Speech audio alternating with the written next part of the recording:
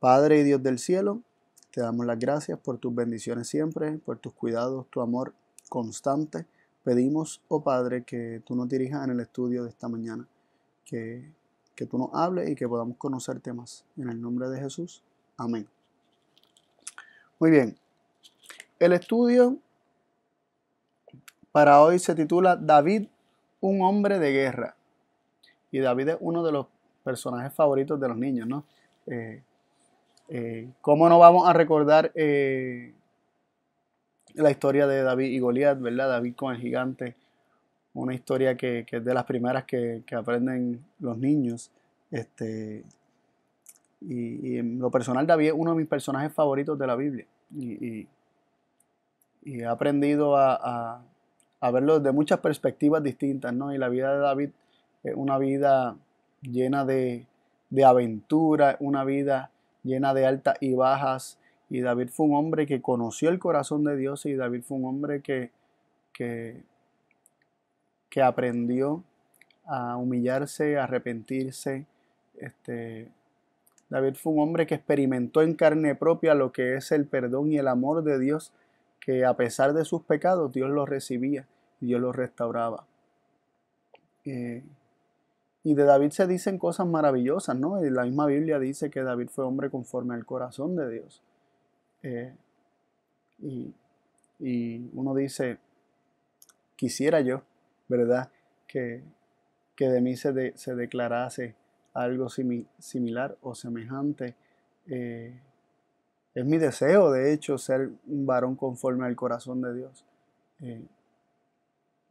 Pero, ¿verdad? Sin más preámbulo, vamos a comenzar a leer las Escrituras para ver qué vamos a aprender hoy acerca de la vida de David. No es nuestra intención, ¿verdad?, ni nuestro objetivo manchar la reputación de David. Sin embargo, queremos estudiar lo que la misma Biblia dice para entonces aprender de los errores de David y también aprender acerca de la humanidad de David. O sea, David era humano y David cometió errores y todos nosotros podemos aprender de ellos, y también reconocer que aún David, siendo varón conforme al corazón de Dios, aún David, ¿verdad?, siendo llamado tal vez el rey, el mejor rey que tuvo, ¿verdad?, o el rey más reconocido, ¿verdad?, como un rey, como un buen rey, ¿verdad?, en la historia de Israel. Es como que el símbolo de rey por excelencia para lo que es Israel o la nación de Israel. A pesar de eso, no hay mejor ejemplo de rey que Cristo. Y solamente Cristo revela exactamente y perfectamente el carácter de Dios. Y para eso es nuestro estudio de hoy, para examinar la vida de David y ver que sigue siendo Cristo quien realmente revela perfectamente el carácter de Dios. Y lo vamos a hacer comenzando, ¿verdad?, con un poco del preámbulo en cuanto a la historia de David, un poco del preámbulo, ¿verdad? Esa transición de cambio del periodo de los jueces al tiempo de los reyes en Israel. Y leemos en 1 Samuel capítulo 8, versos 4 y 5. Primero vamos a leer estos dos. Dice: entonces todos los ancianos de Israel se juntaron y vinieron a Samuel en Ramá, y le dijeron: he aquí tú has envejecido, y tus hijos no van por tus caminos. Por tanto, constitúyenos ahora un rey que nos juzgue como tienen todos los gentiles. Aquí nos llama la atención que el pueblo se acerca a Samuel, que era juez de Israel en ese momento, y le dicen: danos un rey que nos juzgue como tienen todos los gentiles. En otras palabras, no queremos ser diferentes, queremos ser como todos los gentiles, como todas las naciones, como todos los pueblos. Queremos un rey que nos juzgue. Leemos también en el versículo del 7 al 9 del mismo capítulo, 1 Samuel 8, versículos del 7 al 9, leemos lo siguiente: y dijo el Señor a Samuel: oye la voz del pueblo en todo lo que te dijere, porque no te han desechado a ti, sino a mí me han desechado, para que no reines sobre ellos. Conforme a todas las obras que han hecho desde el día que los saqué de Egipto hasta hoy, que me han dejado y han servido a dioses ajenos, así hacen también contigo. Ahora pues, oye su voz, mas protesta primero contra ellos, declarándoles el derecho del rey que ha de reinar sobre ellos. Aquí Dios le está diciendo a Samuel, en primer lugar, que no lo están desechando a él, sino que han desechado a Dios, porque Dios era el rey, Dios era el que gobernaba sobre ellos y manifestaba sus juicios por medio de los jueces. Y al rechazar los jueces y escoger un rey, estaban rechazando a Dios como rey. Dios le está diciendo a Samuel, no es a ti a quien están rechazando, es a mí. Y dice que conforme a todo lo que han hecho desde que los saqué de Egipto, que es constantemente dejarme y servir a otros dioses, así están haciendo también contigo, te están dejando a ti, están sirviendo a otros dioses, están buscando a otros que los gobierne, ni a ti ni a mí. O sea, no quieren ni que Dios ni que Samuel fuera quien los dirigiera. Querían un rey como todas las demás naciones. Pero Dios le dice, dale lo que están pidiendo, pero protéstales. Protesta primero contra ellos y déjales saber lo que conllevará el escoger este rey. ¿Qué es lo que ocurrirá cuando escojan este rey? Y ahí Samuel comenzó a explicarles cómo este rey establecería impuestos y los sometería, etcétera. Entonces, como quiera, miremos lo que ellos respondieron en los versículos 19 y 20 de primera de Samuel 8. Dice, pero el pueblo no quiso oír la voz de Samuel. Antes dijeron, no, sino que habrá rey sobre nosotros. Y nosotros seremos también como todos los gentiles, y nuestro rey nos gobernará, y saldrá delante de nosotros, y hará nuestras guerras. Y aquí hay varios detalles muy importantes. Primero dice que el pueblo no quiso oír la voz de Samuel, sino que, o sea, en cambio dijeron, no, sino que habrá rey sobre nosotros. Queremos un rey. Vamos a tener un rey. Y le dijeron, y seremos también como todos los gentiles. Interesante que ellos querían ser como las demás naciones. Querían imitar al mundo. Muy interesante, ¿verdad? Hay mucho que podemos aprender cuánto nosotros repetimos la historia de Israel, ¿no? Tantas veces que nosotros imitamos o queremos imitar al mundo y introducimos a la esfera espiritual y a lo que es nuestra vida, tantos elementos del mundo por imitar al mundo, ¿no? Seremos como todos los gentiles. Ese afán humano de encajar, de ser como los demás, de siempre desear lo que tiene el otro y querer ser como el otro. Nosotros seremos también como todos los gentiles. Dice, nuestro rey nos gobernará, saldrá delante de nosotros y hará nuestra guerra. Este saldrá delante de nosotros me llama mucho la atención porque nosotros hemos visto cómo, ¿verdad? En estudios anteriores hemos visto cómo el ángel de Jehová, el Cristo, el mismísimo Hijo de Dios, era el ángel que iba guiándolos y él iba delante de ellos en columna de nube durante el día y columna de fuego durante la noche. Él era quien los guiaba y él iba delante del pueblo. Él irá delante de ti, ¿verdad? Mi ángel irá delante de ti. Fueron las palabras de Dios. Pero aquí está diciendo que ellos están rechazando, ¿verdad? No lo dice así abiertamente, pero dice que este rey que ellos quieren para sí, este rey de entre ellos, dice que saldrá delante de nosotros o irá delante de nosotros. Ellos no querían al ángel de Jehová, estaban rechazando al ángel de Jehová, estaban rechazando a Cristo mismo y estaban escogiendo a otro rey que fuera el que los guiara y que hiciera sus guerras. Y ahí está el otro elemento muy interesante. No solamente estaban rechazando a Cristo, que era el ángel prometido que iría delante de ellos, y están pidiendo a un rey que vaya delante de ellos, un rey humano, falible, que vaya delante de ellos, sino que también quieren que este rey haga sus guerras y él hará nuestras guerras. Y aquí vemos el elemento de guerra bien metido en el corazón del pueblo ya en esta etapa. Habían pasado ¿verdad? El periodo de los jueces, donde hubo muchas guerras y hubo jueces que los libraron por medio de guerra y por medio de reformas también, o llamados al arrepentimiento. Pero ellos se volvían nuevamente a sus ídolos, y habían descartado que es por medio de la estricta obediencia, que es por medio de, de tener la ley de Dios grabada en el corazón, es por medio de guardar los mandamientos de Dios que el ser humano puede estar protegido. Y no habría necesidad de hacer guerra si en primer lugar no hubiese idolatría en el corazón del pueblo. Pero ellos quieren hacer sus guerras y esto ya está tan metido en su corazón que ellos visualizan a un rey como aquel que ha de pelear sus guerras, como hacían todas las demás naciones.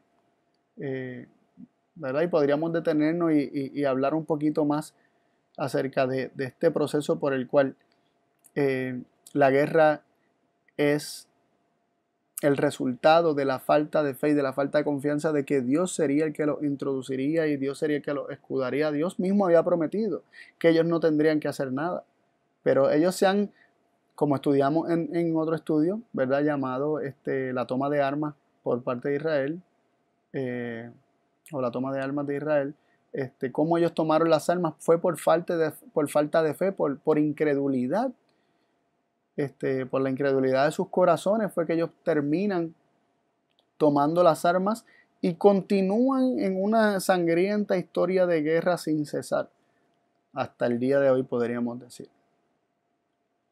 Y aquí ellos están expresando lo que ellos deseaban. Deseaban un rey que hiciera sus guerras. Muy interesante. Y con este proceso se escoge a Saúl.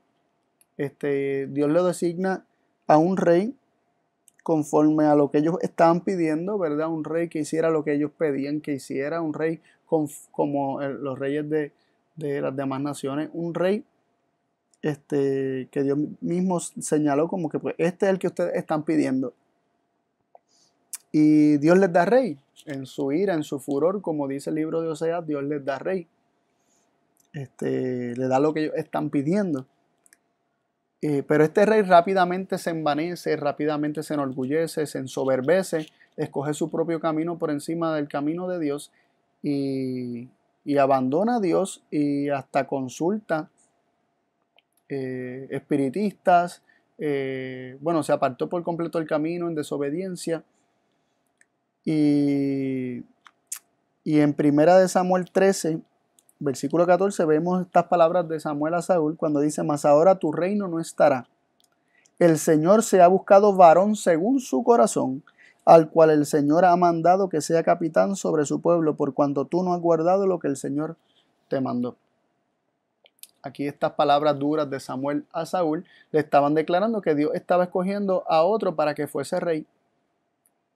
Y tal vez ya no uno conforme al corazón del pueblo, sino uno conforme al corazón de Dios.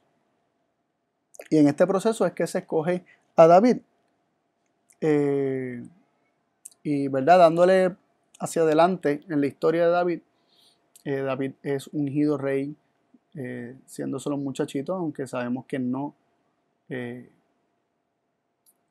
David fue ungido varias veces. Primero había sido ungido por Samuel en casa de su padre. Y también más adelante, cuando ya va a tomar el reino, es ungido nuevamente. Sin embargo, David ya había sido ungido. Y llegamos a esa historia tan famosa de David y Goliat. Nos acercamos al capítulo 17, pero antes de entrar al capítulo 17 quisiéramos leer algo del capítulo 16. Antes del encuentro de David con Goliat, David siendo, ¿verdad?, un muchachito, no todavía participando del ejército de Saúl. Leemos lo siguiente en 1 Samuel capítulo 16, versículo 18. Entonces uno de los criados respondió diciendo: he aquí yo he visto a un hijo de Isaí de Belén que sabe tocar, y es valiente y vigoroso, y hombre de guerra, prudente en sus palabras y hermoso, y el Señor es con él. Esto es para cuando Saúl está buscando, ¿verdad?, alguien que toque música para que sus ataques de pánico y sus ataques de ansiedad provocados por un espíritu maligno se apartaran, ¿verdad? Y se suavizaran, pues él manda a buscar a alguien que toque música para él calmarse.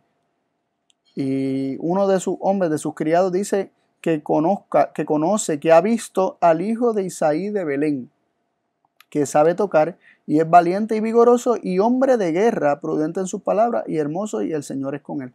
Aquí Saúl todavía no conoce a David, en primer lugar. En segundo lugar, todavía David no se ha enfrentado con el gigante, ¿verdad? Todavía David no ha peleado con el gigante, que eso viene en el capítulo 17, estamos en el capítulo 16, y mandan a llamar a David para que sea quien toque música para Saúl. Y muchas veces tenemos este concepto, este preconcepto de que Saúl conoció a David debido al encuentro de David con el gigante, o debido a que David se atrevió a pelear con el gigante o pidió pelear con el gigante. Saúl ya lo conocía, pero lo conocía como aquel que tocaba el arpa y entonces aplacaba ese espíritu que lo turbaba, ¿verdad? A Saúl.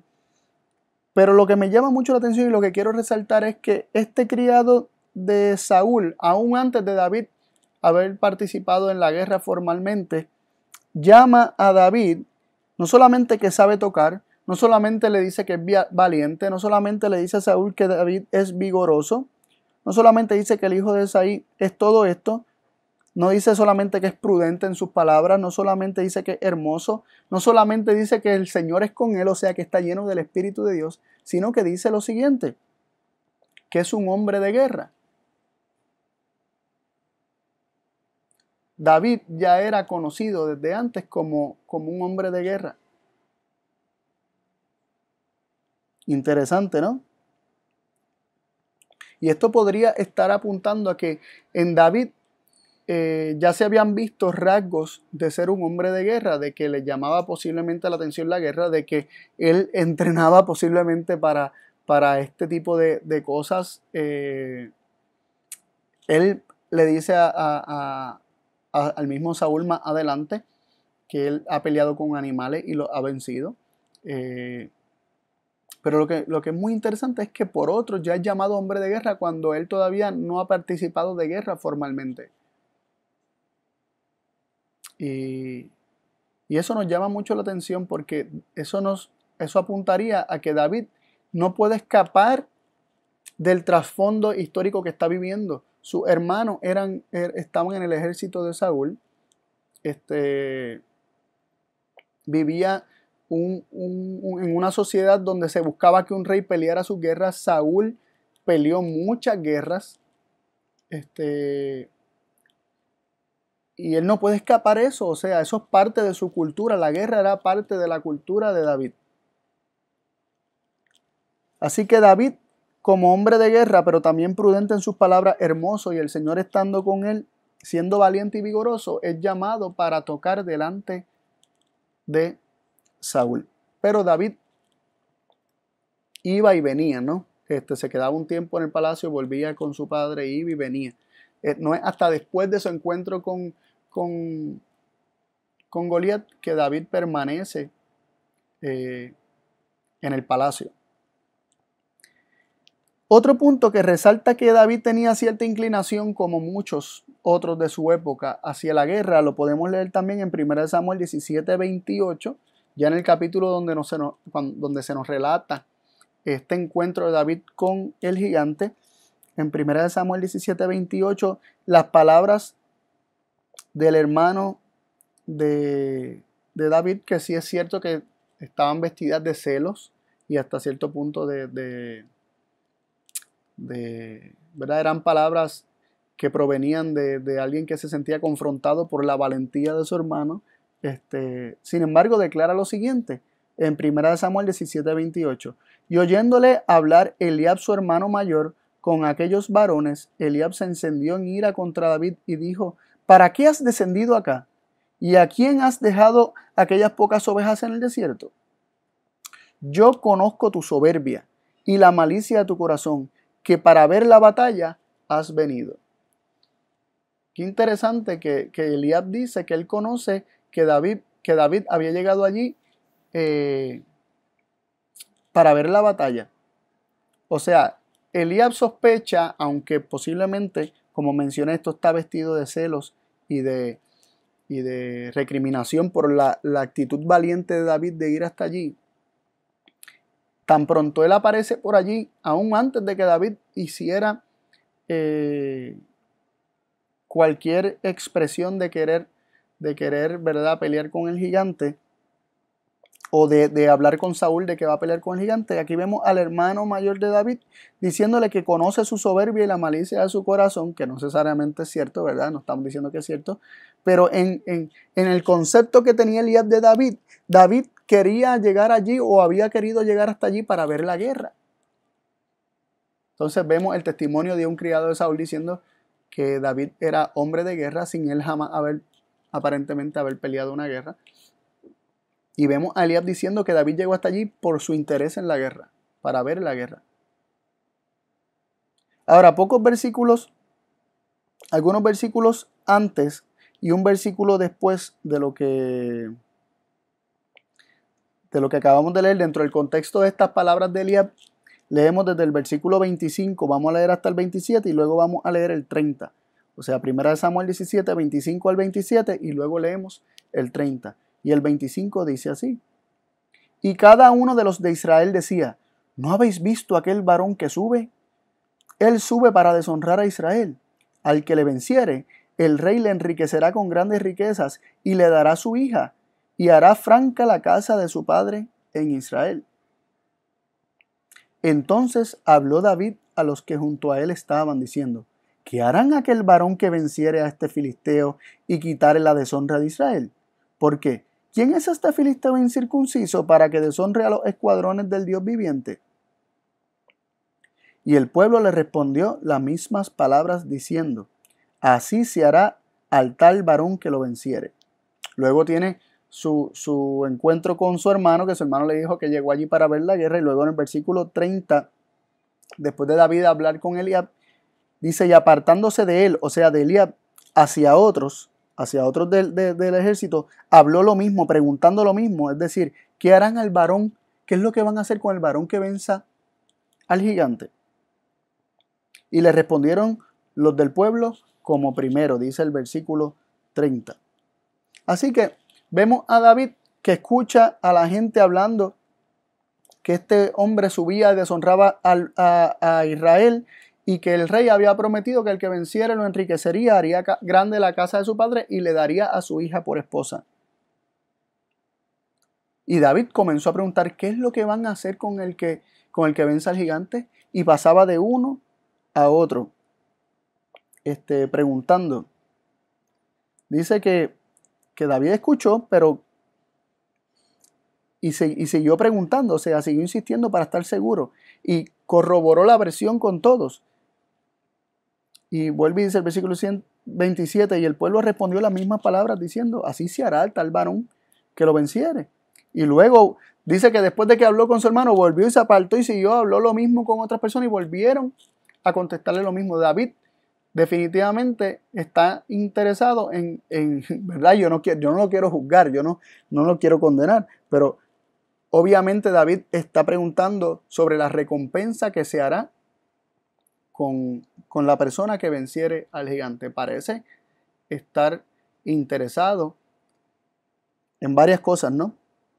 Primero, que parece estar interesado en la hija del rey, parece estar interesado en la casa de su padre, ¿no? En que sea hecha grande la casa de su padre en todo Israel. Y pudiéramos decir otras cosas, no queremos especular mucho, no queremos especular, lo que sí podemos ver que es evidente en los versículos es que David tenía un interés en saber la recompensa. Es decir, cuando se está buscando la recompensa, cuando se está buscando saber la recompensa, esto nos deja a nosotros saber que los intereses no eran del todo altruistas, ¿verdad? Los intereses por pelear con el gigante no eran del todo limpios, no era solamente para la gloria de Dios, sino que también se estaba buscando una recompensa. ¿Verdad? Y esto no es no fue la primera vez, ¿verdad? Porque con todo y que David vence al gigante, como muchos conocemos en la historia, el rey no le da inmediatamente a su hija.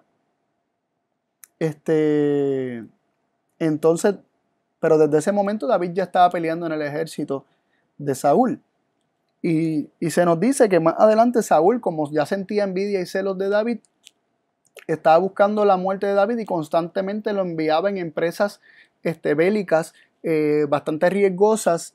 Y en una ocasión que él había prometido darle su hija mayor a David, pero no se la dio y se la dio otro hombre, más adelante se enteró que Milca amaba a David y entonces dijo, pues le voy a prometer a David a Milca, pero en lugar de dote, como David había respondido que él no tenía dinero para pagar una dote al respecto, ¿verdad? Por ella, él le dijo que en lugar de dote, él lo que quería era 200 prepucios de los filisteos. 200 filisteos, que David fuera y matara a 200 filisteos y trajera a sus prepucios como recompensa para tener a la hija de Saúl. Y eso lo leemos en 1 Samuel 18, 25 al 27. Y dice, y Saúl dijo, decid así a David, no está el contentamiento del rey en la dote, sino en 100 prepucios. Perdón, él pidió 100. Lo interesante es que Saúl pide 100 prepucios de filisteos para que sea tomada venganza de los enemigos del rey.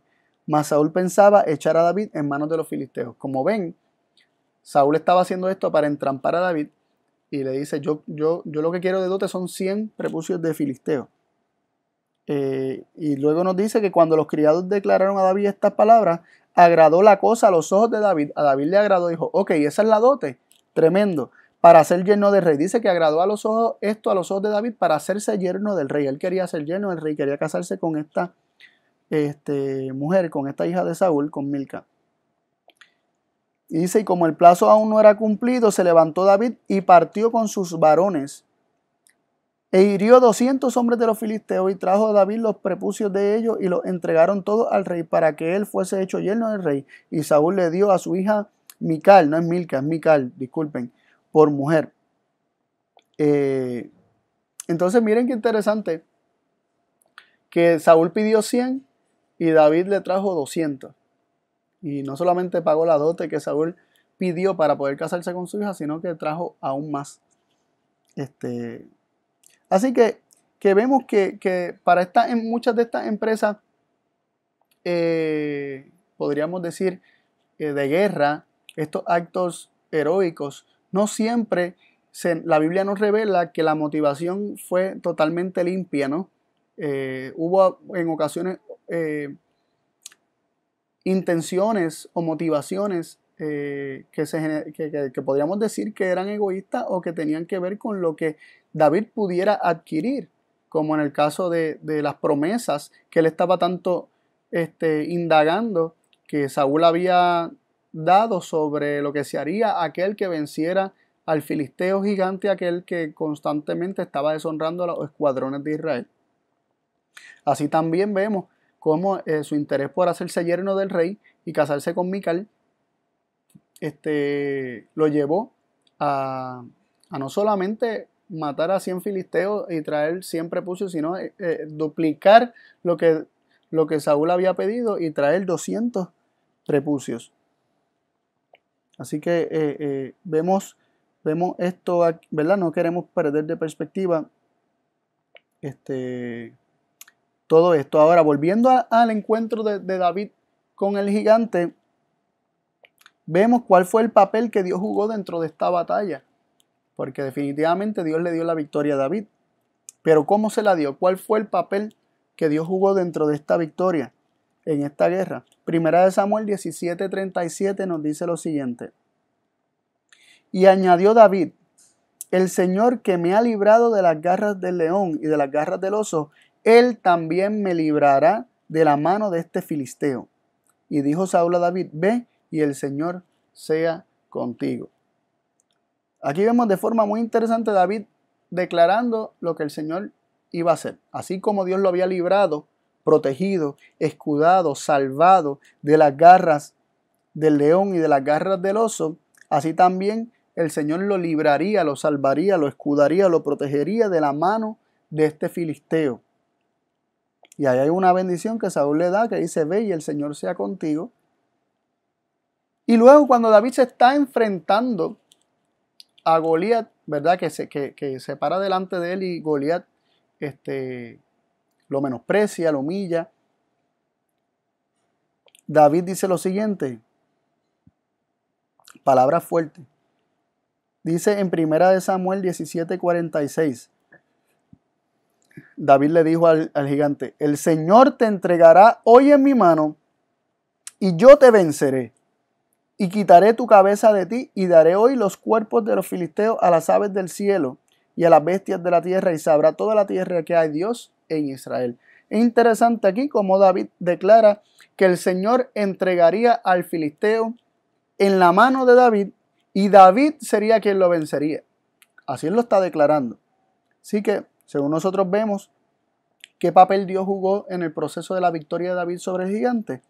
Vemos a Dios librando, protegiendo, escudando a David, mientras que al gigante lo entrega en la mano de David y deja que David lo venza, que David lo mate, que David haga lo que dijo que iba a hacer, que le quitaría hasta la cabeza y daría los cuerpos a las aves de los cielos. No solamente el de él, sino también el de los demás filisteos. Y es fuerte, ¿verdad? Estas palabras son fuertes, pero las estudiamos para ver cuál fue el papel que Dios jugó dentro de este proceso. Dios no protegió a Goliat, pero sí protegió a David. ¿Por qué? Porque si David tenía, ¿verdad? No era perfecto, como ningún hombre lo es. Dios sí protegía a David, mientras que a Goliat no lo protegía, siendo un pecador como David también. Bueno, la diferencia está en que David, a pesar de que podríamos ver que sí, que buscó en ocasiones ¿verdad? Cosas para él, ¿verdad? Para su propio beneficio, sí le interesaba la honra de Dios, no se prostituyó adorando a otros dioses y, ¿verdad? David, los errores que cometía era que no podía escapar realmente de su trasfondo y estaba limitado por el conocimiento que tenía, como todos nosotros lo estamos, y en la medida que Dios nos va revelando cosas acerca de su persona, nosotros vamos aprendiendo más y más acerca de Dios. Pero David, dentro de lo que comprendía y conocía, que conoció profundidades del corazón de Dios,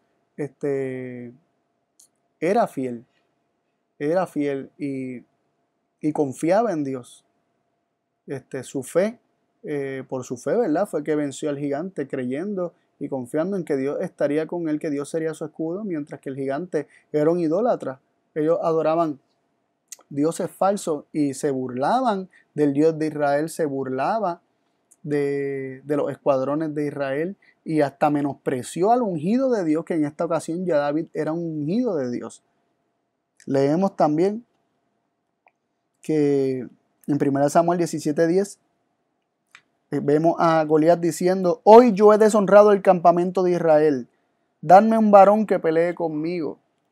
Vemos a él deshonrando el campamento de Israel y también vemos que se presentó por 40 días, dice el versículo 16 de 1 Samuel 17, venía pues aquel filisteo por la mañana y por la tarde y se presentó por 40 días deshonrando al ejército o al campamento de Israel. También maldijo a David, ¿verdad? En 1 Samuel 17:43, cuando David se presenta delante de Goliat, dijo el filisteo a David, versículo 43, ¿soy yo perro para que vengas a mí con palos? Y maldijo a David por sus dioses. Así vemos, él tenía otros dioses y esos dioses no lo podían proteger. Y al elegir otros dioses, Dios tampoco lo podía proteger. Así que es muy interesante el proceso por el cual se obtiene esta batalla. Dios librando a David de las manos del filisteo, pero entregando al filisteo en las manos de David. Y esta y muchas otras batallas de David se dieron de forma similar y la misma Biblia nos lo menciona en 2 de Samuel, capítulo 5, versículos 19 y 20. Leemos lo siguiente. Entonces consultó David al Señor diciendo: iré contra los filisteos, los entregarás en mis manos. Y el Señor respondió a David: ve, porque ciertamente entregaré a los filisteos en tus manos. Y vino David a Baal Perasim, y allí los venció David, y dijo: rompió el Señor mis enemigos delante de mí como quien rompe aguas, y por eso llamó el nombre de aquel lugar Baal Perasim, el llano de las divisiones, o de las roturas, o de las brechas. Y es muy interesante cómo él le pregunta al Señor: ¿los entregará en mis manos? Y Dios le dice: los entregaré en tus manos. Y luego aquel lugar, luego de que él vence a sus enemigos, aquel lugar se llamó Baal Perasim, o podríamos traducirlo, ¿verdad?, como las grietas, las roturas o las rupturas o las brechas de Baal, o el Señor de brechas, que también es otra posible traducción. Y es que el Señor no los protegió, dice, los entregó en sus manos. Hubo una brecha, pero es porque la idolatría y el pecado de estas personas, al rechazar al verdadero Dios, Dios no los puede seguir protegiendo. Y los entregó en las manos de David. Así que las victorias de David se debieron a Dios protegiendo a David, pero no protegiendo a los enemigos de David. Y así fue prácticamente siempre con el pueblo de Israel, desde el principio, ¿no? Desde la primera batalla que el pueblo tuvo que librar por incredulidad, como hemos estudiado anteriormente, vemos que cuando ellos pelearon por primera vez con los amalecitas, tenía que Moisés interceder, y mientras Moisés intercedía, Dios protegía a los escuadrones de Israel y prevalecía Israel. Pero si Moisés dejaba de interceder, Dios no los podía proteger porque el pueblo estaba en rebelión en ese momento, y había quien intercediera, ¿no? Moisés era quien intercedía, y el Señor podía proteger al pueblo, pero a los amalecitas no los protegía. Pero cuando Moisés no intercedía, entonces Israel empezaba a caer en manos de los amalecitas, porque el Señor no es que protegía a los amalecitas, porque ellos no tenían la protección de Dios. El asunto estaba en que los amalecitas eran más expertos en la guerra, y hombre contra hombre vencían a Israel. Así que muy interesante considerar ese detalle. Así fueron las victorias de David. Pero algo que me llama mucho la atención y que nos lleva hacia lo que es la culminación de este mensaje es que, ¿verdad? Y vuelvo y repito, no es mi intención tirar tierra sobre el nombre de David. David,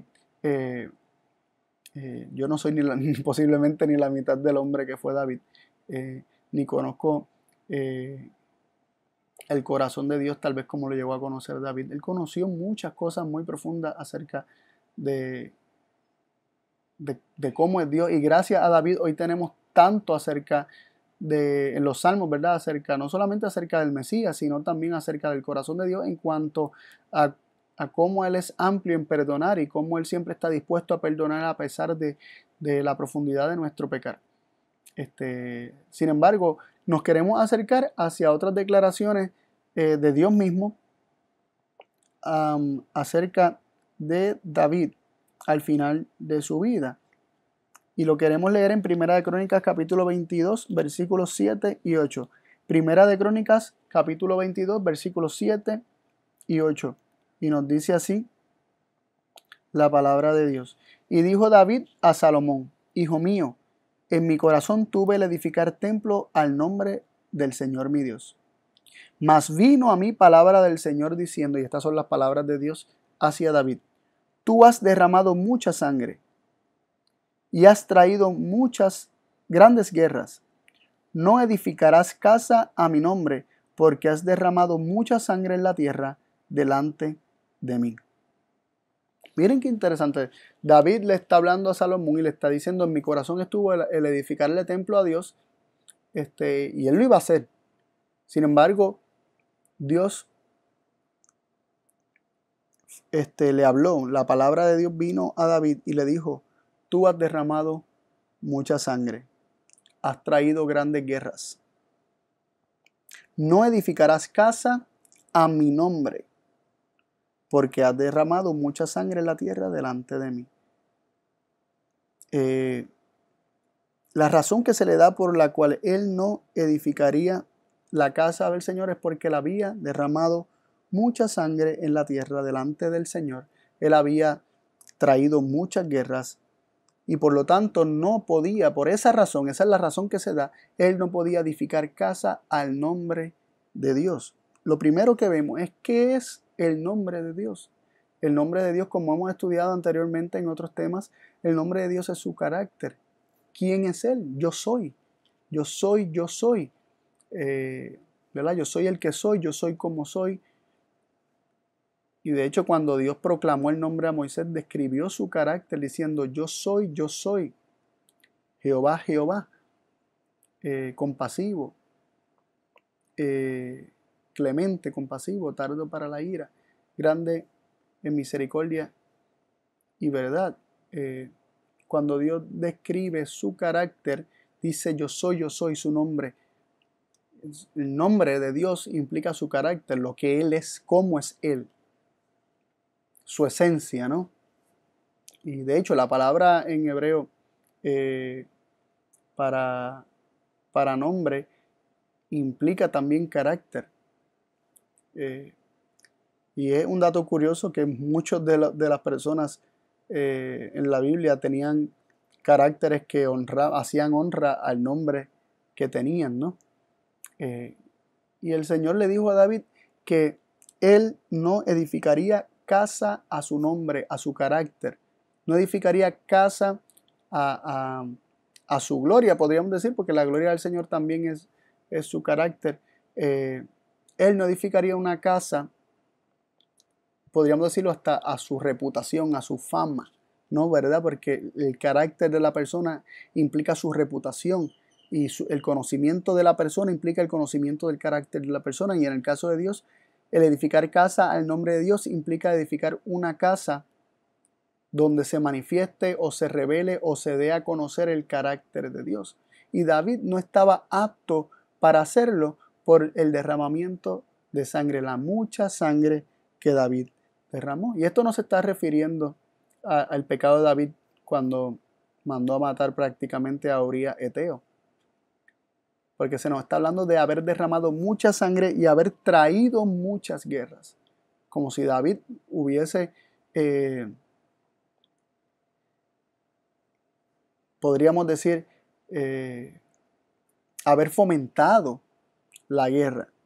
Él trajo muchas grandes guerras, ¿no? Entonces el Señor le dice, tú no edificarás casa a mi nombre. Y luego dice, porque has derramado mucha sangre en la tierra delante de mí. Y cuando dice, porque has derramado mucha sangre en la tierra delante de mí, la palabra que se utiliza para decir delante de mí es panim.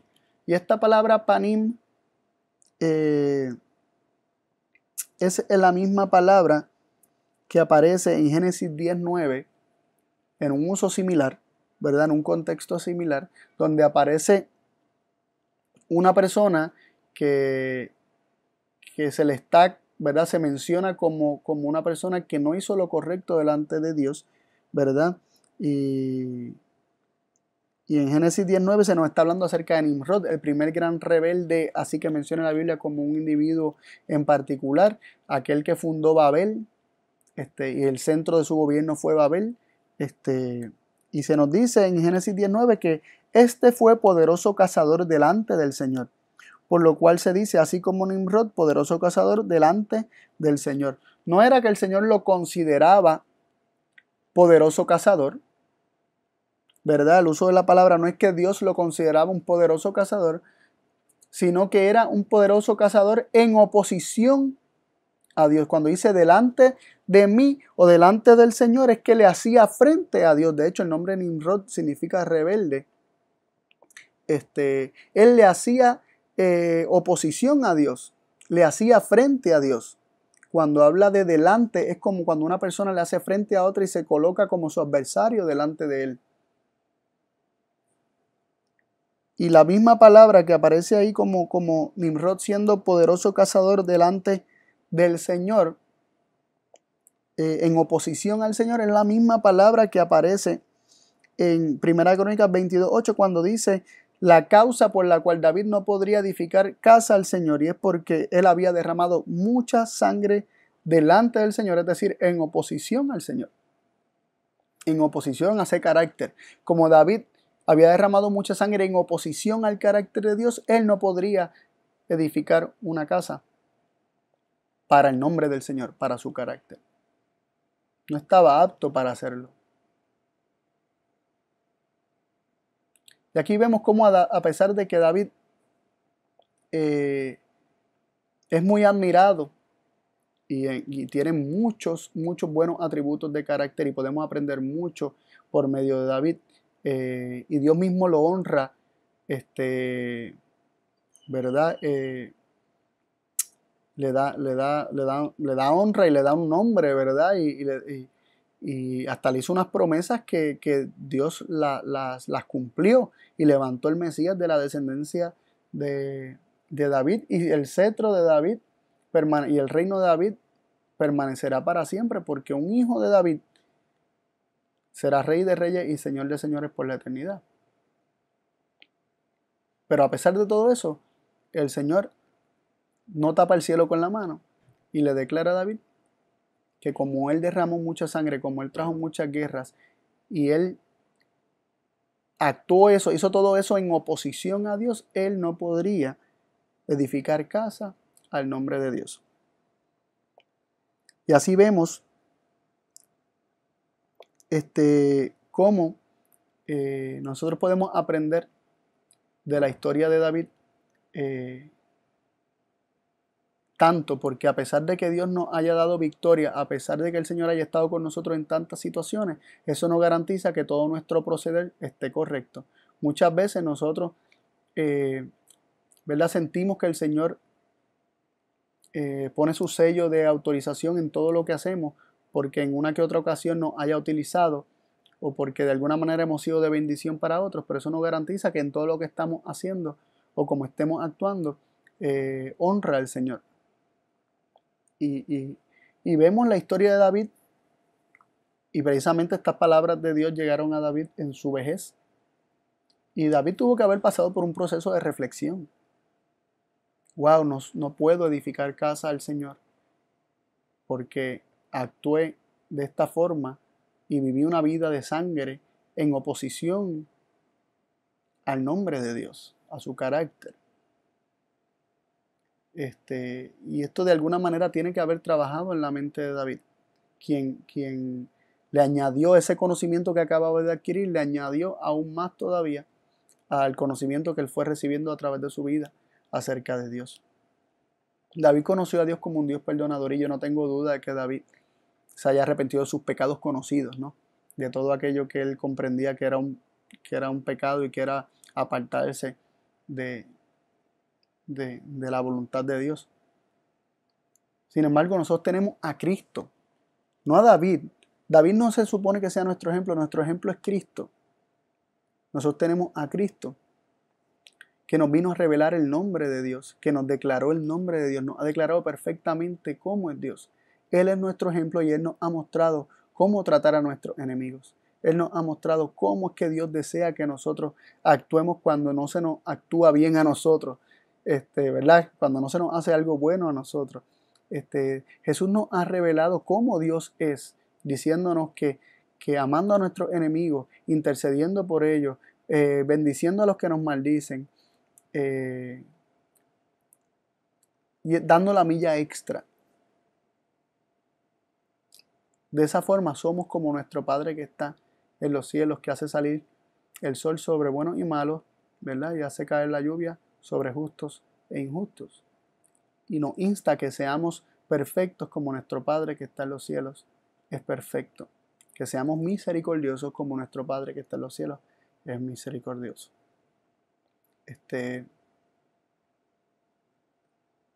Y traje este estudio para no solamente considerar el papel que Dios jugó, que Dios no tomó parte activa en el sentido de que Él no mató a Goliat, Él no mandó a matarlo tampoco, en ningún lugar de la Escritura se dice tal cosa. Él en ningún momento mandó a David a derramar toda la sangre que derramó, porque sería contradictorio de parte de Dios el haberlo mandado a hacerlo y luego después decirle que no puede construir una casa porque toda la sangre que él derramó no representa su nombre. Sería contradictorio. Dios no mandó a hacer nada de esto, pero en momentos de proteger a David, pues protegió a David en todas estas guerras y no libró a los otros, a los enemigos de David. Sin embargo, el mejor camino siempre va a ser Cristo. No David, no ninguno de estos héroes de verdad de la Biblia, aparte de Cristo. Cristo es el ejemplo perfecto. Cristo es quien realmente nos revela al Padre. Y viendo a Cristo, vemos al Padre. Así como es Cristo, así es el Padre. Lo que Cristo reveló, así mismo es Dios. Y ese es nuestro ejemplo a seguir. Y sí, David podría ser ejemplo en muchos aspectos. Quisiera yo confiar cuando se presenten gigantes en mi vida, quisiera yo confiar que el Señor está conmigo y que esa situación es nada. Y tenemos muchas cosas para aprender acerca de David y también a través de los escritos de David que han sido de mucha bendición para mi vida, especialmente todos esos salmos mesiánicos que nos revelan mucho más profundamente el corazón de Cristo en su experiencia de la cruz. Pero mi ejemplo a seguir no es David, mi ejemplo a seguir es Cristo. Y yo te exhorto a ti a que también hagas de Cristo tu ejemplo y que contemplando a Cristo realmente puedas conocer verdaderamente a Dios. Así que te invito a orar. Padre y Dios del cielo, gracias por el estudio de esta mañana. Gracias por tu palabra. Pedimos que continúes enseñándonos acerca de ti y que podamos crecer en el conocimiento del único Dios verdadero y de Jesucristo a quien tú has enviado. Gracias por escucharnos siempre en el nombre de Jesús. Amén.